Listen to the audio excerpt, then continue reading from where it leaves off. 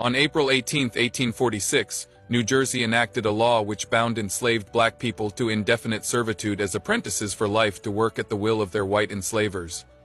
Under the new law, called an Act to Abolish Slavery, white enslavers continued to exploit and profit from the labor of black people who were now referred to as apprentices instead of slaves, but who were still unable to obtain freedom without a written certificate of discharge from their masters or mistresses. Though enacting the law allowed New Jersey to claim its state laws no longer permitted slavery, the act did not meaningfully change the plight of black people living in bondage there. Many of the same oppressive provisions that defined enslavement in New Jersey and elsewhere remained in place under this new law. The act prohibited black apprentices from leaving the state of New Jersey, for instance, and imposed criminal penalties on any person who hid or harbored an apprentice or helped them run away.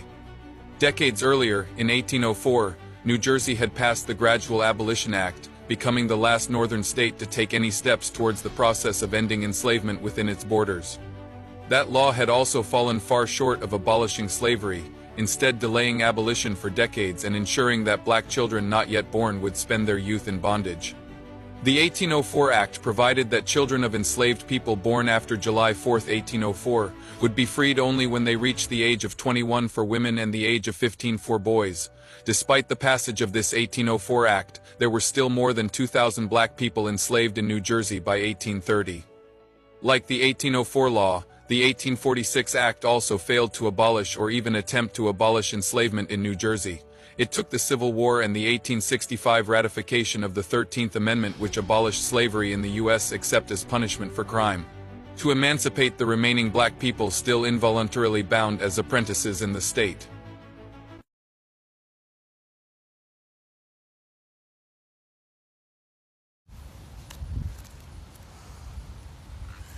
All right, Shalom.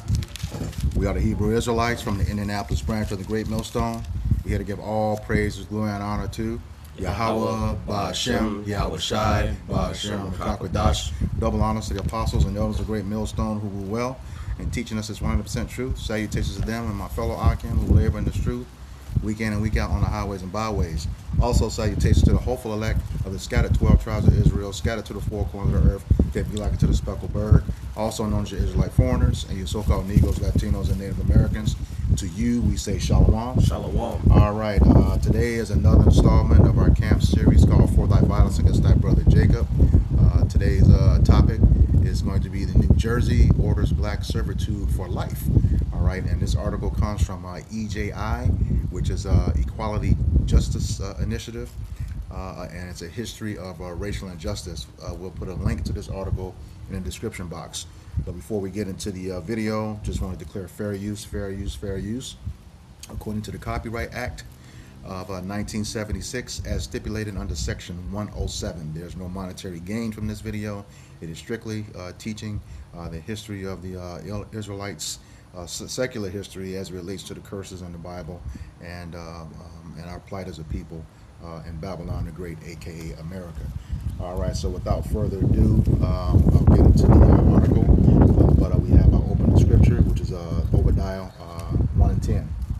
Obadiah, verse 10, says, For thy violence against thy brother Jacob, shame shall cover thee, and thou shalt be cut off forever. Ultimately, you understand that, ultimately in the kingdom, after Esau, Edom, the so-called white man, serves his 1,000 years servitude under us Israelites, ultimately he's going to be cut off as a nation forever.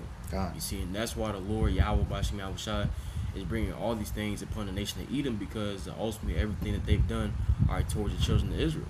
All right, the Lord said, "What he that touches you touches the apple of mine eye." So, hey man, you don't touch the prized possession in the eyes of Yahweh Ba'Shem Yahweh Shai and think you'll get away with it, man. Mm-hmm. All right, the Lord, he got the worst judgment prepared for you, man. God.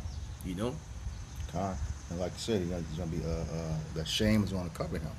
And what is that shame? All of his stuff has been what he's done to us in history in this country has been exposed. All right. And the Lord is really bringing out the truth about who the true people, his true people are, as well as who is the wicked. This is the book of Psalms, chapter 85, verse 11. And it reads, Truth shall spring out of the earth, and righteousness shall look down from heaven. And that's exactly what's happening right now. The truth is coming forth, and he's being found a liar, according to Deuteronomy 33 and 29. Okay. found a true liar, and he's being exposed, and it's bringing him down. All right. So let's go ahead and get into this article. All right.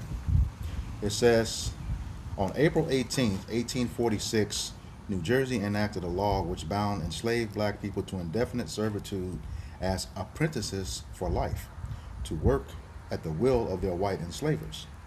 It says, under the new law called an Act to Abolish Slavery, white enslavers continued to exploit and profit from the labor of black people who were now referred to as apprentices instead of slaves, but who were still unable to obtain freedom without a written certificate of discharge from their masters or mistresses.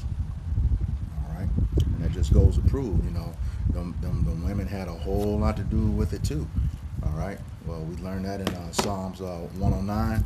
If I can grab that, Psalms 109. I think verse 14. Let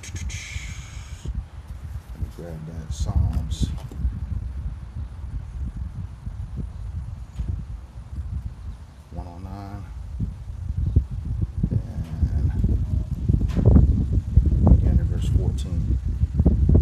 Yes, it says, let the iniquity of his fathers be remembered with Yahweh Bashem Yahushai, and let not the sin of his mother be blotted out.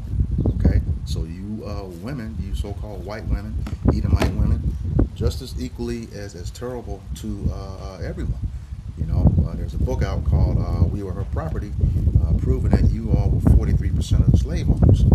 Okay, verse 15. It says, let them be before Yahweh Bashem Yahushai continually, that he may cut off the memory of them from the earth. And that backs up the opening scripture, Obadiah 1 and 10. Okay, they're going to be cut off forever. So just want to bring that out, okay? You all are not innocent in the plight of Jake. All right.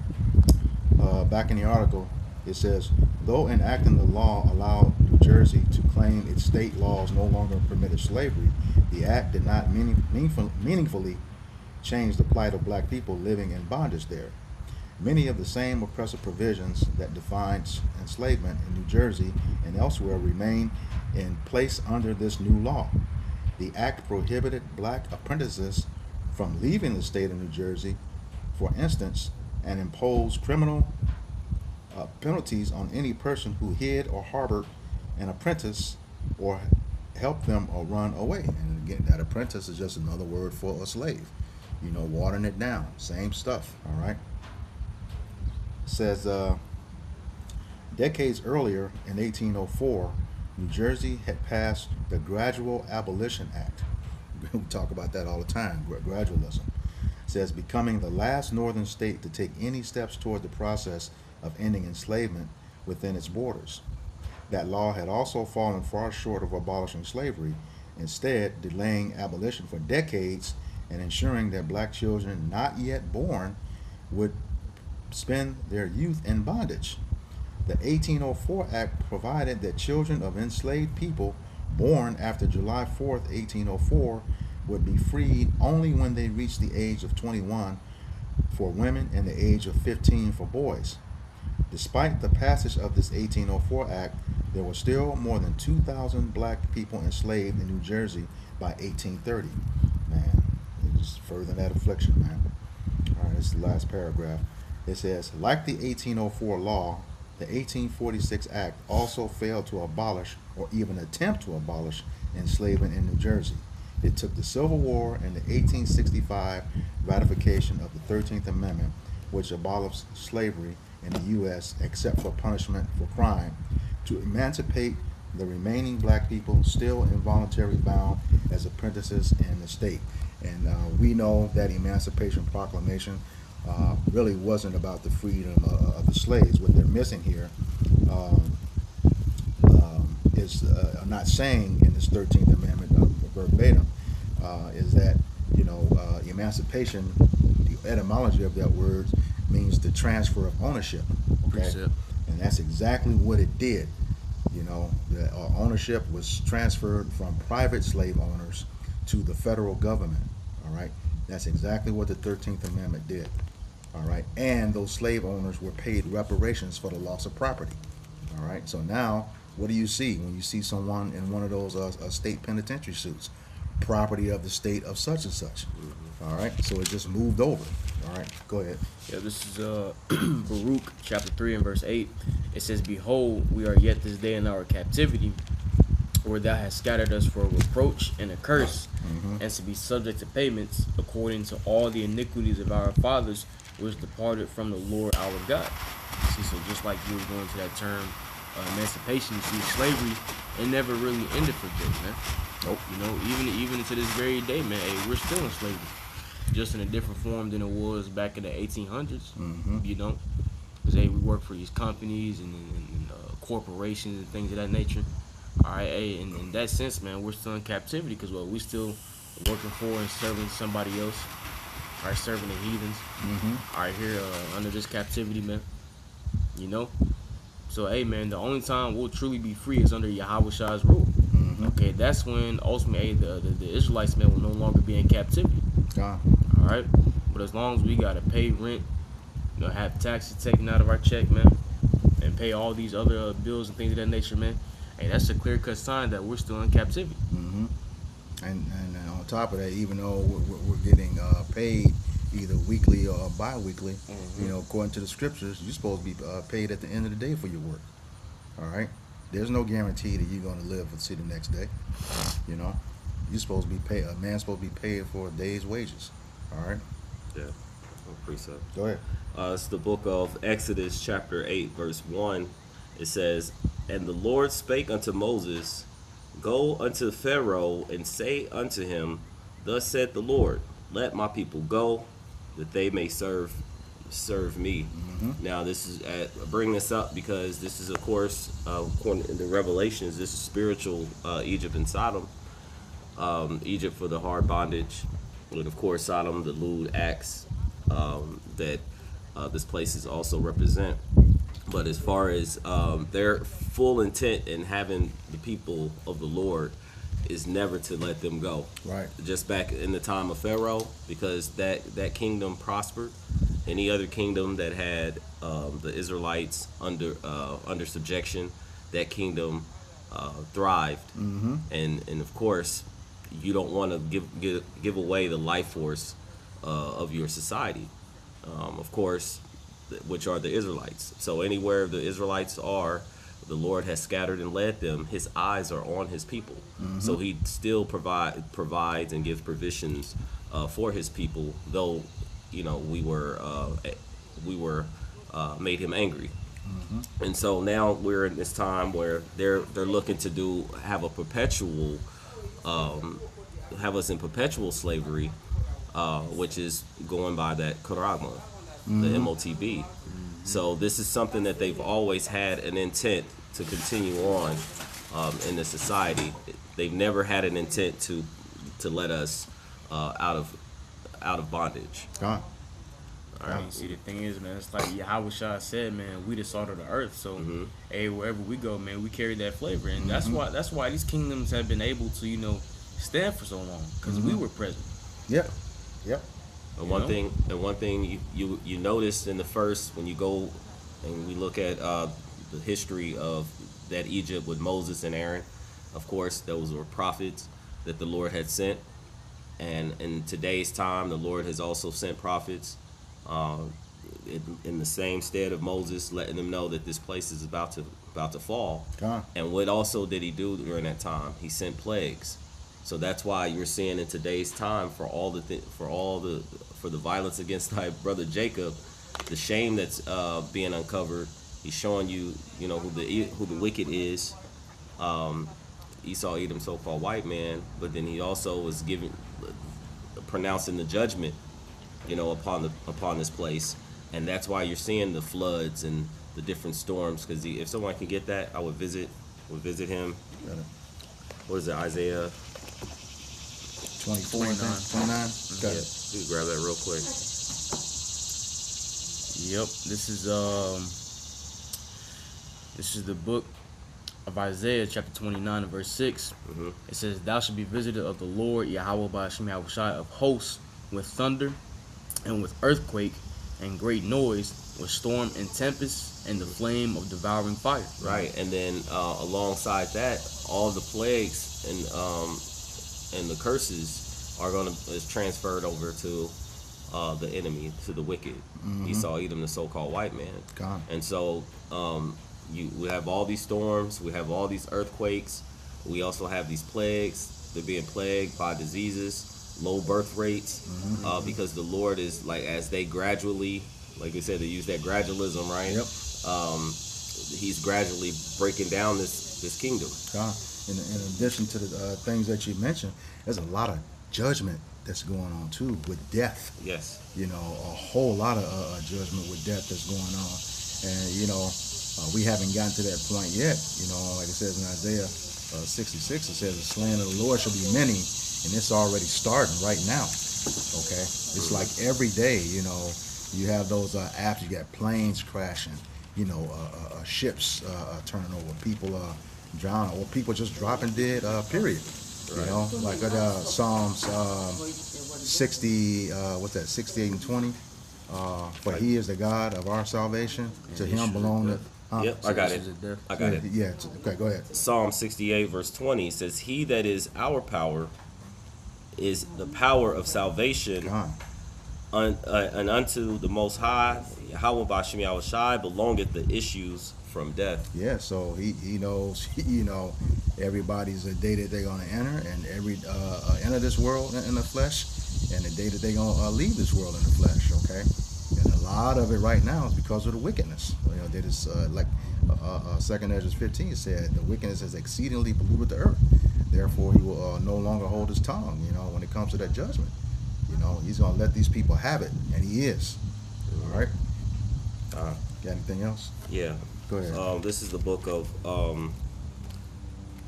of Psalms 2, verses 8, and it says, "Ask of me, and I shall give thee the heathen for thine inheritance, and the uttermost parts of the earth for thy possession." Of course, this is for Yahweh Shai, because when He returns, everyone is going to be under subjection over His rulership, and He's going to again, and all the other nations, including Esau, Edom, and like the brother said, for his time period, and then will be under perpetual servitude, tributaries to the God, the power of Israel, which is Yahweh and His Son Yahweh Shai, the 144,000, the elect.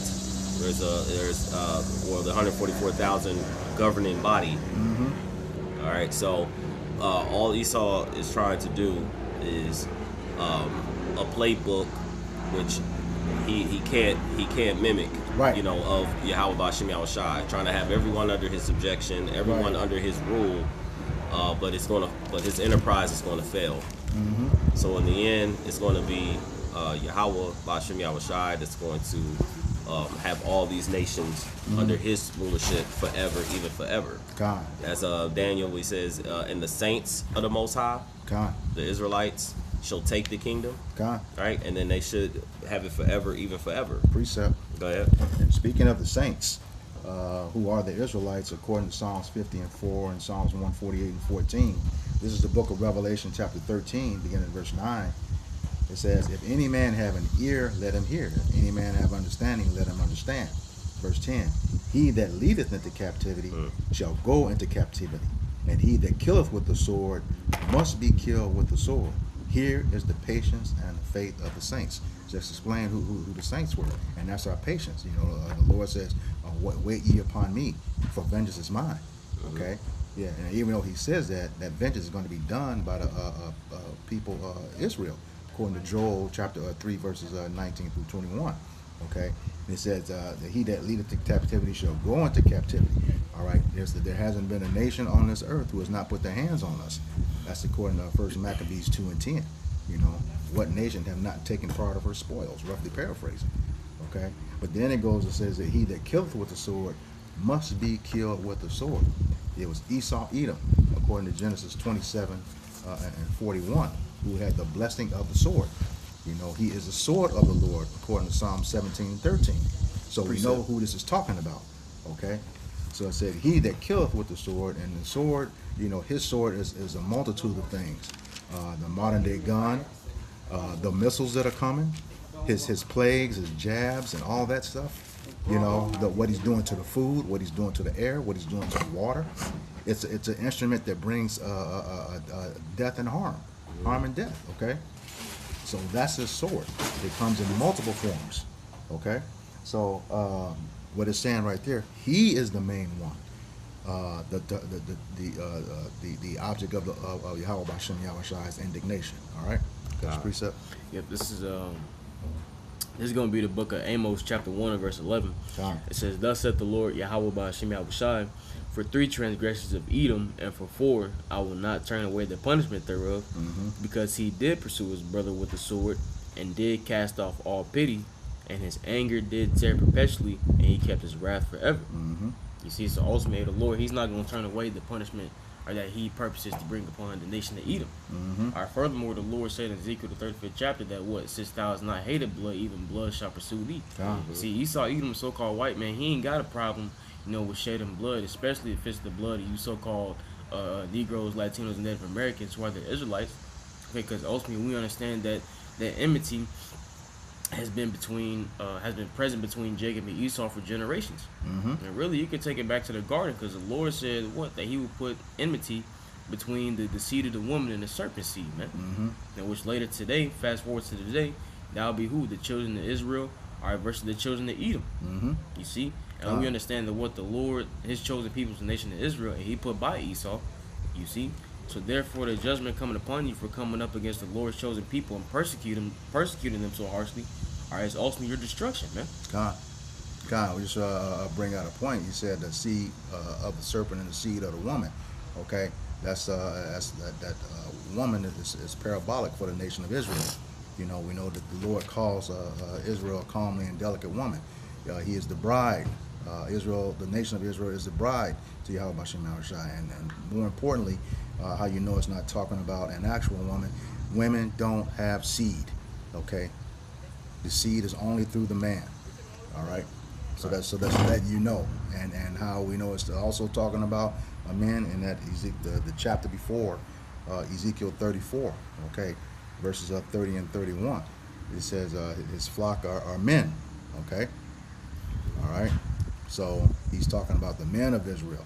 That's who he gave the charge to. That's who the breath of life was blown into. He breathed the breath of life into his elect men.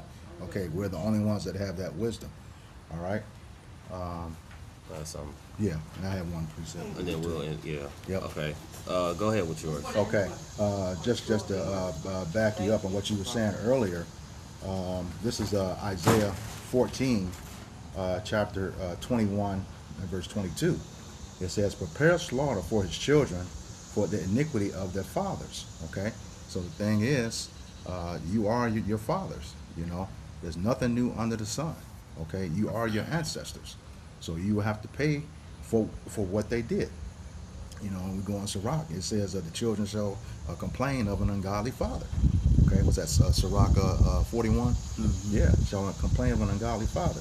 It says, "Prepare slaughter for his children, for the iniquity of their fathers, that they do not rise, nor possess the land, nor fill the face of the world with cities." You will never be in rulership again when the Lord comes back. You go to the top of this chapter, he's redeemed his people, and he has set us in our land, okay, and brought you to us as servants and handmaids, okay. You're going to be in servitude for us, okay. And if you don't want to do that, Isaiah 16:12 says you don't want to serve us, you're going to perish. You're going to get taken out of here. All right. It says, verse 22, it says, "For I will rise up against them, saith Yahweh Bashem Yahushai of hosts, and cut off from Babylon the name and remnant and son and nephew, saith the Lord." That's that entire seed line of Esau, Edom. Like we said earlier, you're going to be ultimately destroyed, put away. While you're trying to take out the nation of Israel, that is going to be your fate, okay? You're going to be taken out permanently, never exist again. Like you're going to disappear like a dream, okay? That's what this is all going to be when it's all said and done. After you serve your servitude twice as long and twice as hard in righteousness. Okay. Yeah. It's Jeremiah chapter 30, verse 8. It says, "For it shall come to pass in that day, said the Lord of hosts, that I will break his yoke from off thy neck, and will burst thy bonds, and strangers shall no more serve themselves of him." So there's a day where we're going to be freed, from all the afflictions, the heartache, the captivity, as the brother had brought out earlier. We are yet this day in our captivity. God. So we'll, like that song, soon we'll all be free. Yeah. Yeah. Donny Hathaway. Donny Hathaway. Yeah. Yep. Someday we'll all be free. Someday we'll all, meaning the Israel, because all Israel will be saved in the end. But it's going to start with the elect, where the Lord is going to free us from, our bondage. God. But continue. He says, "But they shall serve the Lord their power, and David their king." So just to show you that David will be, he will be in his ruling seat, not like in today's time. You have the people over there who claims to be the people of the Most High, but David is not nowhere in rulership. God. So the Lord has a purpose for Israel, and that's to serve him. When you look in the book of Luke, the first chapter, starting around the 68 verse, he goes into where we will serve him without fear all the days of our life. God. And it says, therefore, verse 10, it says, "Therefore fear thou not, O my servant Jacob, saith the Lord, neither be dismayed, O Israel, for lo," it says, "look, I will save thee from afar, and thy seed from the land of their captivity, and Jacob shall return and shall be in rest and be quiet, and none shall make him afraid." So there will be a day, again, as we're reading, he's going to pull us from all the places in which we were scattered, and he's going to set us in our own land, where we'll be perpetually serving Yahweh Bashim Yahushai forever, even forever. And that's what we look for. Also having servants, and living in true prosperity and abundance. All right. Y'all got anything else? Nope. All right. So with that, we hope that this lesson was edifying, uplifting, exhorting of some sort to the elect body of true believers. Before we end, we'd like to give all praise, honor, and glory to Yahweh, Ba'ashem, Yahushai, Ba'ashem, Rakakwadash. Double honors to the apostles and elders of Great Millstone. Peace and salutations to the hopeful elect scattered throughout the four corners of the globe.